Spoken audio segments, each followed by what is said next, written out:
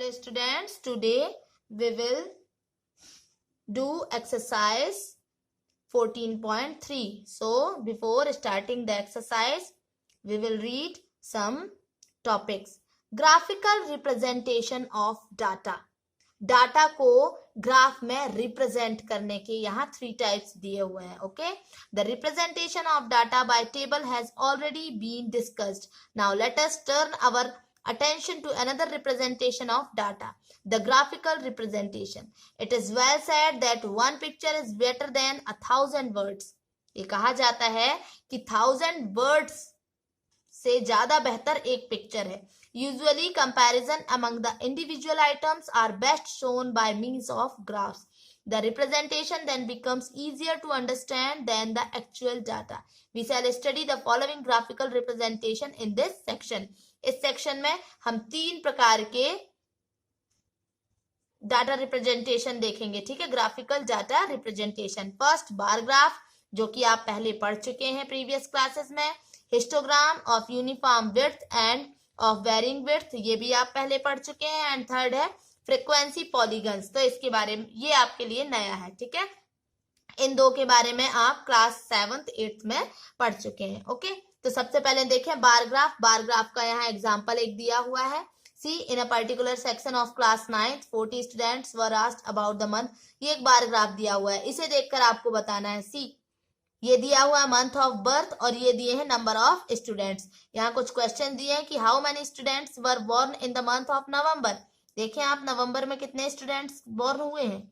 ये देखें, ये 4 स्टूडेंट्स बोर्न हुए हैं. Second, in which month were the maximum number of students born. कौन से मंथ में ज्यादा बच्चों का जन्म हुआ है, तो वो है अगस्त में. देखें, सबसे ज्यादा. ठीक है, तो इसी तरीके से ये तो आपको ऑलरेडी बार ग्राफ दिया हुआ था, है ना. तो इससे आपने आंसर दे दिए. अब जहां टेबल दी हुई होगी उससे आपको बार ग्राफ बनाना होगा. ठीक है, देखते हैं दूसरा एग्जाम्पल.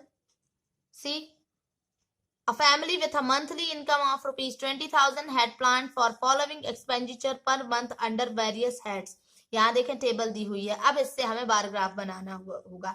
ये हेड्स दिए हुए हैं, तो ग्रोसरी में कितने 1000 का एक्सपेंडिचर है, रेंट में कितना है, एजुकेशन में कितना है, ये सारी चीजें. ठीक है, तो जैसा कि हमने फर्स्ट बार ग्राफ देखा उसी के अकॉर्डिंग हम इसे ड्रॉ करेंगे. ओके, हेड्स जो दिए हुए हैं उसे हम हॉरिजॉन्टली रखेंगे. दिखाती हूं मैं आपको. सी, we represent the heads on the horizontal axis. ये horizontal axis है. ठीक है, choosing any scale.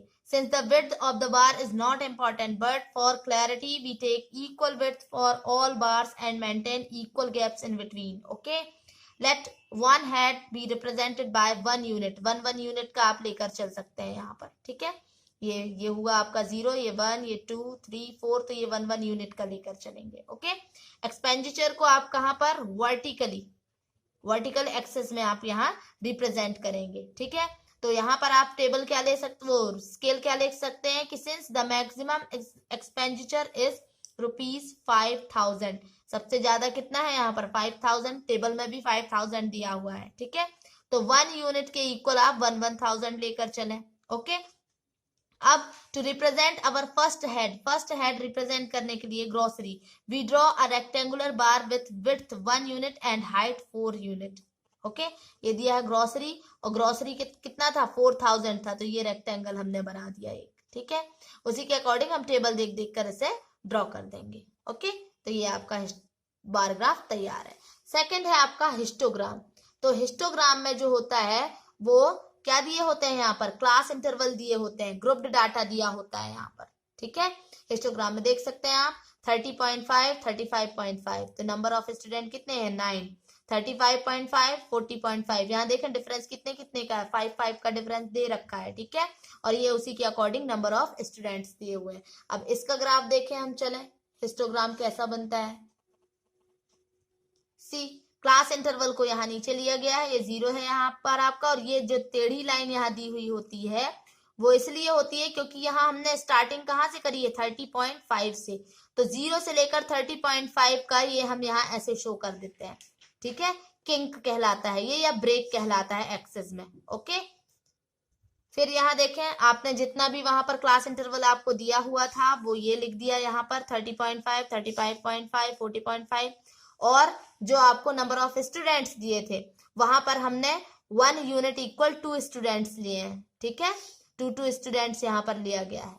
ओके, तो ये 2, 4, 6, 8, 10 और ये सारी, तो बस टेबल के अकॉर्डिंग कि 30.5 से 35.5 में कितने स्टूडेंट थे, तो 9 स्टूडेंट, ये देखें ये 9, 8 के बाद यहाँ बीच में 9 और 10, तो ये बना दिया। फिर 35 से 35.5 से 40.5 तक कितने स्टूडेंट थे, तो 6 स्टूडेंट थे, तो ये बना दिया गया। तो ऐसे हिस्टोग्राम तैयार किया जाता है। ओके,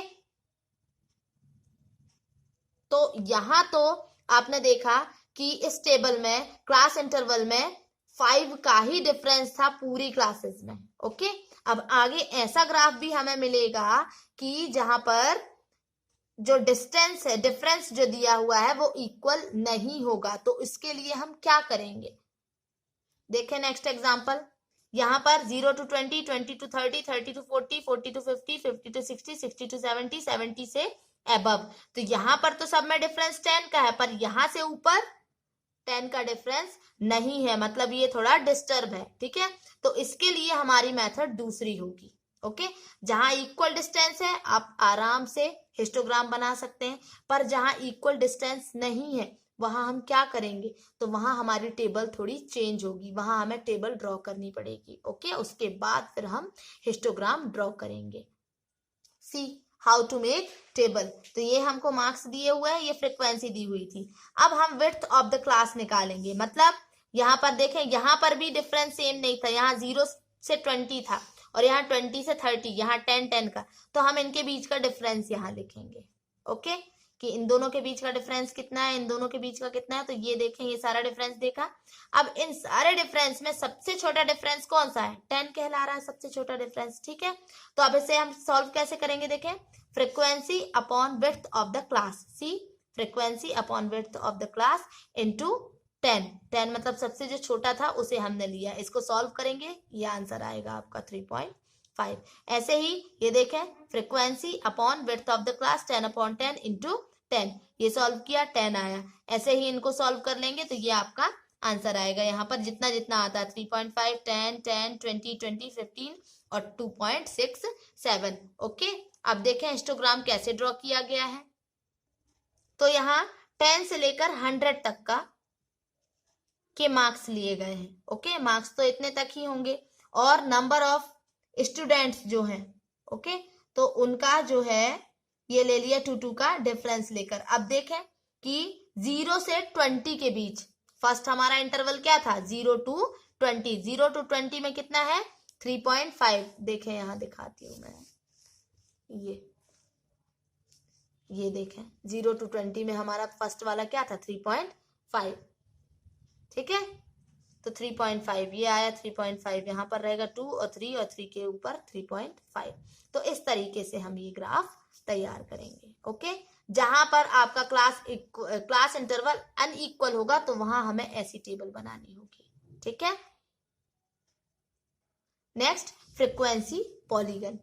फ्रीक्वेंसी पॉलीगन कैसे बनाएंगे अब हम, ये भी बहुत आसान है। फ्रीक्वेंसी पॉलीगन बनाने के लिए यहाँ पे एग्जांपल देखें। एग्जाम्पल से पहले ये देख लें कि हमको क्लास मार्क हम कैसे फाइंड करेंगे। ठीक है, क्लास मार्क फाइंड करने का फॉर्मूला है upper limit plus lower limit upon 2। तो आप जानते हैं ये क्लास इंटरवल होते हैं 140, 150, ये सब क्या है, क्लास इंटरवल है। ये कहलाती है लोअर लिमिट और ये कहलाती है अपर लिमिट। ठीक है, तो दोनों को प्लस करके और 2 से डिवाइड करना, तो वो होता है हमारा क्लास मार्क। ओके, तो यहाँ एग्जाम्पल देखे हैं। In a city, the weekly observation made in a study on the cost of living index are given in the following table. ये दिया हुआ है, देखें, cost of living index और number of weeks।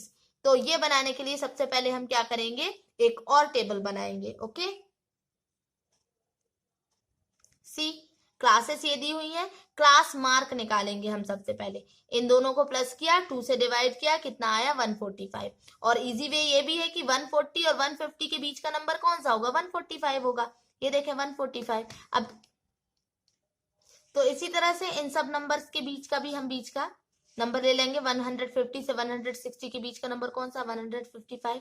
या इजी भी ये भी है कि अगर आपने एक निकाल दिया तो इनके बीच का डिफरेंस देखें कितने कितने का, 10 का, तो इन नंबर्स में आप 10 प्लस करते चले। ये देखिए 145 और 10 कितना हुआ, 155, 165। ये करते हुए ये हो गया आपका क्लास मार्क्स। ये फ्रीक्वेंसी ऑलरेडी आपको टेबल में दी हुई है। ओके, अब इसके अकॉर्डिंग हम क्या करेंगे, फ्रीक्वेंसी पॉलीगन ड्रॉ करेंगे। ठीक है, तो देखें आपका जो क्लास मार्क था, ये हमने क्लास मार्क यहाँ लिख लिए सारे 1 यूनिट में। ठीक है, और ये बीच में ये लाइन जो है इसको ब्रेक कहते हैं। ठीक है, मैंने पहले भी बताया आप लोगों को, या किंक कहते हैं। ठीक है, ये लगा दिया, ये 135। ओके, 135 के बाद 145, ये सारा जो हमने क्लास मार्क निकाला था वो यहाँ लिख दिया, कॉस्ट ऑफ लिविंग इंडेक्स, और यहाँ नंबर ऑफ वीक्स लिखेंगे। ठीक है, वीक्स में फिर हम 2 का डिफरेंस लेकर यहाँ 20 तक करेंगे। अब स्टार्ट करें जो टेबल में दिया हुआ है। देखें यहाँ टेबल में क्या दिया हुआ है, फर्स्ट क्या है आपका 145 का फ्रीक्वेंसी कितना है 5। तो देखें ये 145 ये है और इसकी फ्रीक्वेंसी ये हुई 5, ये इधर डॉट रख दिया। ऐसे ही 155 का कितना है 10, 155 का ये 10 आ गया, ये डॉट रख दिया। 165 का 20, तो 165 का ये गया 20। इसी तरीके से ये सारे कर लेंगे कहाँ तक, 195 तक का, ये 195 है। अब यहाँ खत्म हुआ और ये स्टार्टिंग यहाँ से हुआ था। ठीक है, तो B से फिर हम यहाँ A यहाँ ज्वाइन करेंगे और G से यहाँ H ज्वाइन करेंगे, तो ये आपका फ्रीक्वेंसी पॉलीगन बनकर तैयार हो गया। ठीक है, तो इसी के बेस पर आपको एक्सरसाइज करनी है। Tomorrow we will try to solve exercise. Okay.